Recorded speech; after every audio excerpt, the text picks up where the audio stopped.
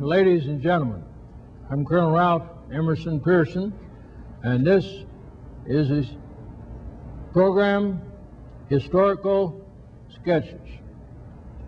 Talks on various subjects. I welcome mail, comments, in agreement or disagreement with what I say. Post Office Box 1076, ACTV, Austin, Texas 78767. I solicit your comments. This is the second installment of a program, Historical Sketches. Last week, I talked about some of the presidents. I will continue to discuss the things in presidential families of the United States in future programs. As a longtime student of history, I find it fascinating, and I find that there are many errors that have crept into published works or stories told about the various people. Tonight, I'm going to talk about Martin Bormann, Hitler's secretary and probably one of the most powerful men in the Nazi administration at the time of the end of the war. He first came into the administrative setup along about 1941, and by 1945 nobody could get to see Mr. Hitler or get anything from him without first consulting Mr. Bormann. Martin Bormann was a man who kept a very low profile. This book was written up extensively at the time of publication in 1974. It was said to have had international implications because Mr. Ladislaus Farrago, who was also the author of The Last Days of Patton, a very well-known book, British historian said, I have my own reasons to believe that Mr. Bormann went to South America via Italy, but even so, I would not think that the author, Mr. Farrago, would be guilty of dishonesty. Now, Martin Bormann disappeared, and practically nobody noticed that he disappeared from Berlin, from the bunker where Hitler was and where he later committed suicide, on the 30th of April, 1945. At that time, I was about to go into Austria. Martin Bormann's history is a blank from 45 to 48. However, the records indicate that the Vatican helped him to get the proper papers and to get to South America. The records also show that he took a good part of the Nazi treasures with him. And Mr. Perón, who was then the head of the country which he went, made it possible for him to come there and to live there, and as far as I know he still is. He'll be 82 now. He was 74 in 1974 when this book on Martin Bormann was written. It's called Aftermath. It discusses the things that happened from the time Mr. Bormann became the positive figure that he was in the Nazi Party until his days in South America, where they had what they called the Fourth Reich, where the next generation had never seen their homeland. The children of people like Eichmann and others that were there had been born in Germany but didn't remember seeing it. In fact, one of the things I'll mention a little later, a very interesting thing in connection with some of these children. Mr. Bormann was a very good administrator. In fact, at the last report 8 years ago, he was still administering the money that they had taken with them. I had heard, only as a rumor, that they took it in a submarine. I got that story long before I knew much about the man Bormann, because he was not much publicized. However, in 1945, I was stationed for a time in Kempten, Germany, and I was invited by the International Red Cross to come to Switzerland for lunch.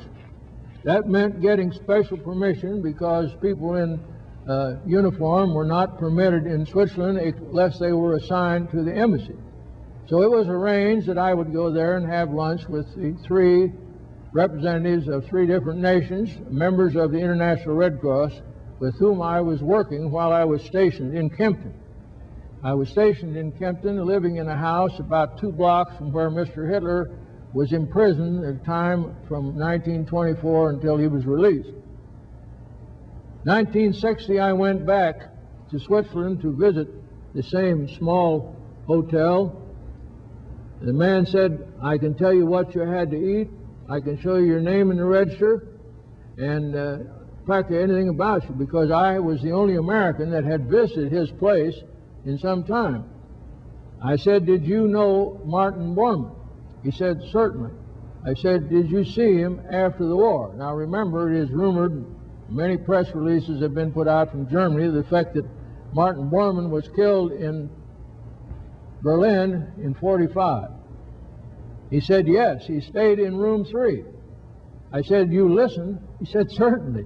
He's going to South America. Now that's my personal angle, and I just mentioned the fact that a prominent British historian said he had his own reasons for believing that Martin Bormann went to South America. Very closely allied with him was Adolf Eichmann. Adolf Eichmann never attained the status of the rest of the leading Nazis, who all had doctor in front of their name.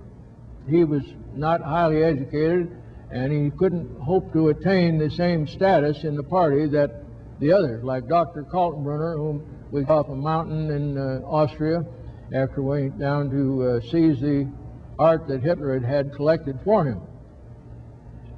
Mr. Eichmann, when he was first approached by the American soldiers, said, well, I'm a captain in Air Force and so on. They said, go home, the war's over.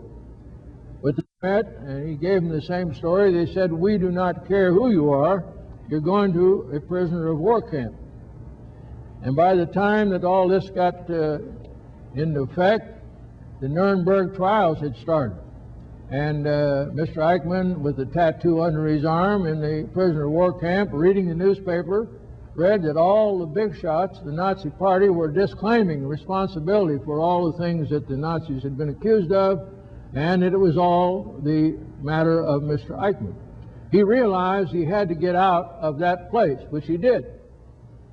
A Nazi friend there said, if you go up to North Germany, you can get a job in a logging camp. He did. Eventually, he went south, all the way down through Italy and to South America.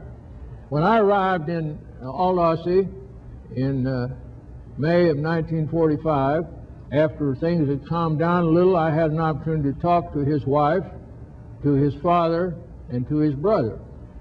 His wife and 4 children later joined him in South America, where he had a small house without running water, a very crude place, because he, unlike Martin Bormann, did not have money. He was working in an assembly plant at low pay and riding the bus to and from work. The Jewish people, who were constantly, even though many years later, seeking to get to the various Nazis, were particularly after Mr. Eichmann, because the Germans had tricked Herr Goebbels, or Herr Goering, into signing a statement which they called the final solution, and that was to do away with the people of Jewish ancestry. And while he was low-ranking in the general sense of the Nazi Party, Mr. Eichmann was the #1 man in connection with the final solution.